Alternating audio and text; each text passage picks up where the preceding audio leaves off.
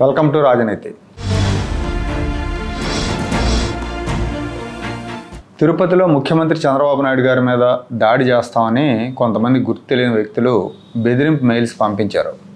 చంద్రబాబు నాయుడు గారు నారావారిపల్లె వెళ్తున్న నేపథ్యంలో ఆయన పర్యటనలో బాంబులతో దాడి చేస్తామని, ఆయన దిగే హెలిప్యాడ్ దగ్గర RDX పెట్టామని మెయిల్స్ వచ్చినాయి. గతంలో కూడా 22 ఏళ్ల క్రితం చంద్రబాబు నాయుడు గారి మీద ఇదే అక్టోబర్ నెలలో అటాక్ జరిగింది. నక్సలైట్లు అటాక్ చేశారు.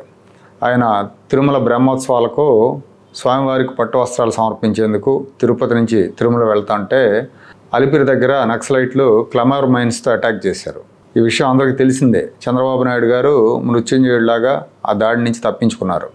అదొక పెద్ద దాడి, అతి భయంకరమైన దాడి. ఆ దాడి నుంచి తప్పించుకున్నారు. సో అప్పటి నుంచి చంద్రబాబు నాయుడు గారు తిరుపతికి వస్తే భారీగా భద్రతా ఏర్పాట్లు చేస్తున్నారు.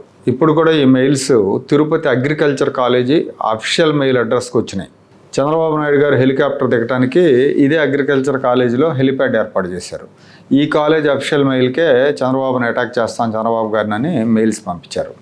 వెంటనే అగ్రికల్చర్ కాలేజ్ ప్రిన్సిపల్ అప్రమత్తం అయ్యారు. పోలీసులకు ఇన్ఫామ్ చేశారు. పోలీసులు బాంబ్ స్క్వాడ్, డాగ్ స్క్వాడ్తో కళాశాలను జల్లడబట్టారు.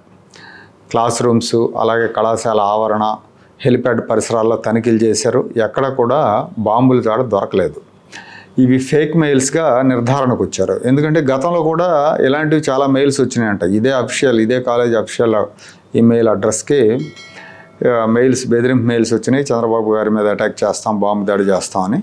ఈ మెయిల్స్ అన్నీ కూడా కోయంబత్తూరు నుంచి వచ్చినట్టు పోలీసులు గుర్తించారు. అక్కడ పోలీసులకు కూడా సమాచారం ఇచ్చారు. ఇది ఆకతాయిల బెదిరింపులుగా నిర్ధారణకు వచ్చారు.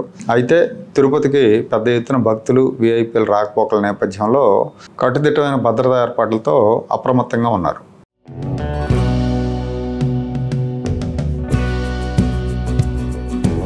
Like, share and subscribe to Rajaniti channel.